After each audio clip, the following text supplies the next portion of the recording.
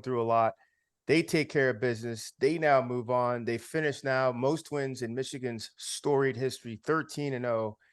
And now they are primed now to be in the college football playoff, most likely there at 2. What was your big takeaway in watching them?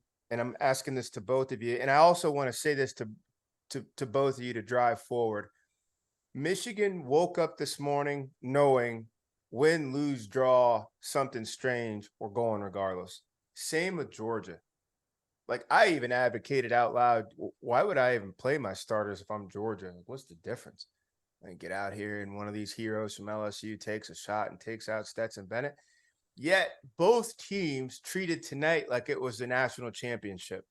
Both showed up, both played, both outperformed what the predictions were on them, and they played down to the end of the game. Both coaches had both sets of starting units in there all the way to the end. Both had blowout wins in almost an effort to just, yes, this is who we are, and leave nothing on the table. And their table was big enough they could have left it all on the table and been great the next day.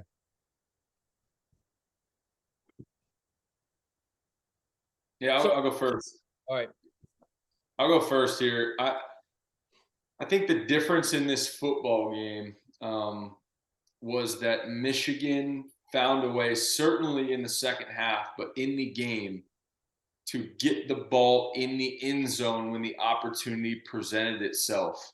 You look at the game cast, if you will, and Purdue, after their first quarter touchdown, they were able to move the football pretty well. They had a couple turnovers, which hurt them, but they had 5 field goals in the remainder of the game, which tells me, hey, you're moving the ball down the field.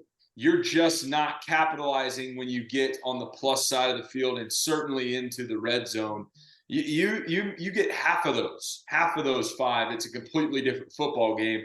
Michigan did not kick a field goal in the game. And maybe they did, but they didn't make one. All of their scoring points came off of touchdowns. And Purdue had 5 field goals following the first quarter touchdown. I think that's the difference in the game. Tip of the cap, though, to JJ McCarthy. Matt mentioned it pre-show. The guy gets better with every single throw, and you can see it in his confidence. Some of the throws that he made tonight, I thought were just absolute ropes. Showed a lot of poise in a big-time matchup. Coming off, obviously, a big win from Ohio State, but, man, the guy just looked good. And then, obviously, Donovan, my toast of the night. Dude was just a bell cow in the run game, and Michigan's the real deal. I mean, Michigan has every bit to go and navigate this playoff than anybody else. It's going to be fun to watch.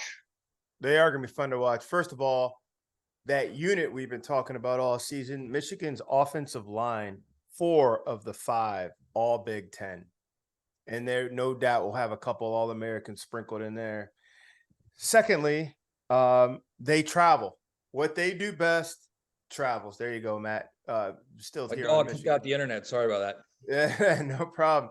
But we're talking about with Michigan, they travel. The things they do best can't be affected by anything else but a gnarlier opposite equal, which I'm sure there's a juxtaposition there.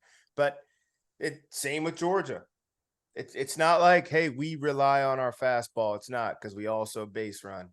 And we also do this, and we also do this, and we also do that. So if that thing isn't working, it doesn't bother us. So Michigan pulls it off. So let me say this, George, if you don't mind.